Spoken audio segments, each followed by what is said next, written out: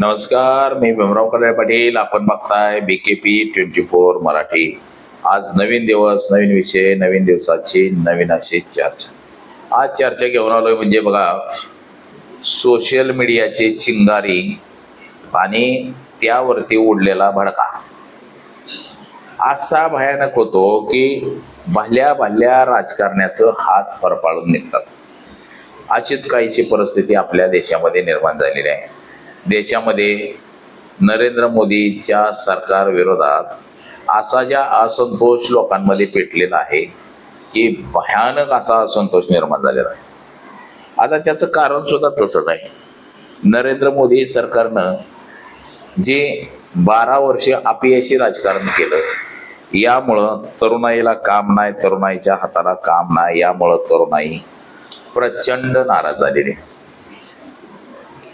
आणि त्यातूनच कॉक्रोच जनता पार्टीचा उदय झालाय. आणि त्या कॉक्रोच जनता पार्टीचं एक्स हँडल भाजपनं घाबरून बंद केलंय. तर त्याची काय कारण आहे, ते कशामुळे बंद केलं, परत काय झालं अजून, या सगळ्या विषयाची आज चर्चा करणार आहोत आपण. तर चला, सर्वप्रथम आपण जर चॅनल सबस्क्राईब केला नसेल तर चॅनल सबस्क्राईब करावा, हे सर्वांना विनंती. आणि चला चर्चेला सुरुवात करूया.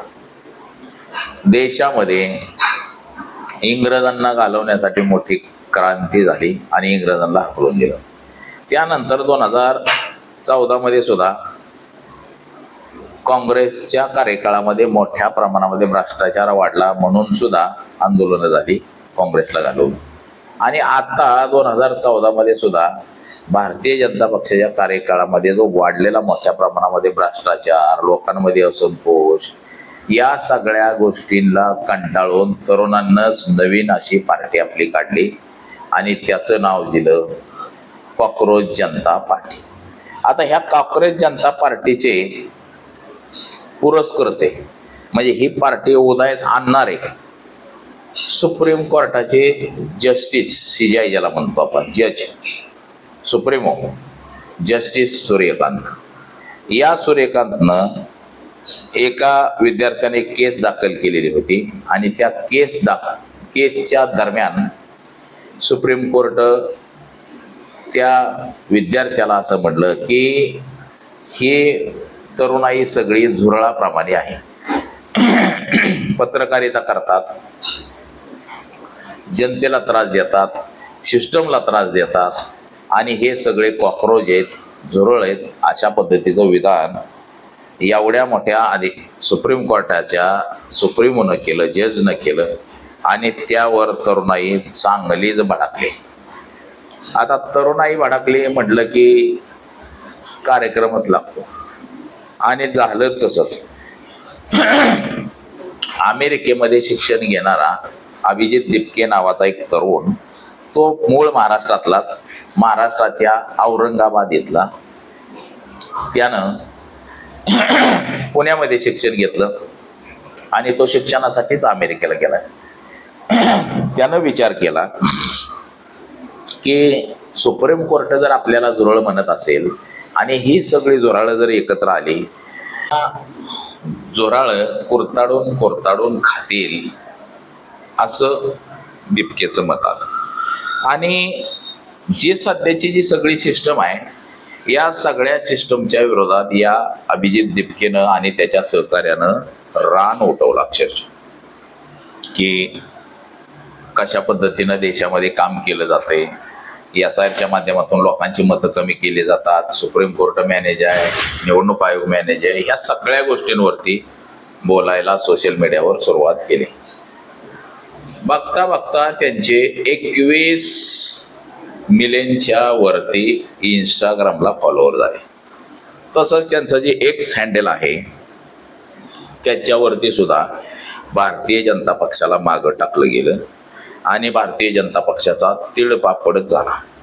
मग त्यांनी असं केलं की आता यांचं एक्स हँडल बंद करायचं.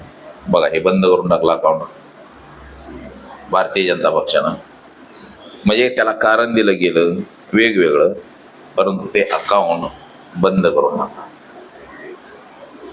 आता इंस्टाग्रामला जे अकाउंट आहे यांचं, ते अकाउंट सुद्धा बंद करण्याच्या मार्गावरती भारतीय जनता पक्ष आणि नरेंद्र मोदी आहेत. त्यांना असं वाटतंय की आता हे जर सगळे लोक जर एकत्र आले तर मात्र बघा, अभिजित दिपके स्वतः म्हणतो एक हँडल बंद कर दिया है, बैन कर दिया है. हाँ. आप सभी लोग देख सकते हैं ट्विटर पर जाकर कि हमारा कॉकरोच जनता पार्टी का ऑफिशियल ट्विटर हैंडल अभी इंडिया में नहीं दिख रहा है किसी को भी. तो मैं चाहता हूँ आप लोग सब आवाज उठाए और आप लोग पूछे ये अकाउंट हैंडल क्यों बैन किया गया, ऐसा क्या लिखा था. हमने तो कोई गलत चीज नहीं लिखी थी. हम तो खाली रेजिग्नेशन मांग रहे थे मिनिस्टर का. वो स्टूडेंट ने सुसाइड की तो उसके बदले हम कुछ अकाउंटेबिलिटी चाहते थे और बदले में इन्होंने हमारा अकाउंट डीएक्टिवेट कर दिया. तो ये कहाँ की डेमोक्रेसी है. आप सभी ये सवाल पूछो. बघा, हे आहे म्हणजे जर आमच्या मनाप्रमाणे आम्ही राजकारण केलं तरच ठीक आहे, विरोधात जर कोणी गेलं तर त्याचं अकाउंट बंद केलं जातं. आता एक कॉकरोच जनता पार्टी अजून तरी रजिस्टर पार्टी झालेली नाही निवडणूक आयोगाकडं. ही पार्टी इंस्टाग्राम म्हणजे इंटरनेटवरच जास्त आहे आणि तिथं त्यांनी धुमाकूळ, जगात धुमाकूळ झाला या पार्टीचा, कॉकरोच जनता पार्टीचा. आणि इंस्टाग्रामवर 21 मिलियनपेक्षा जास्त फॉलोअर झालेत. तर त्यांचे इतर ज्या सोशल ॲक्टिव्हिटी आहेत त्याच्यावरती सुद्धा लाखोंचे फॉलोअर झालेत. म्हणजे जे की भारतीय जनता पक्षाचे 9 मिलियन फॉलोअर्स आहेत आणि या कॉकरोच पार्टीचे मात्र 21 मिलियनपेक्षा जास्त, म्हणजे दुपटीनं झालेले आहेत. म्हणजे याचा अर्थ असा आहे की नरेंद्र मोदी आणि नरेंद्र मोदीचं सरकार एवढं का घाबरलं या पोरांना, त्यांनी या पार्टीवरच बंदी आणायचं आता ठरवलेलं आहे.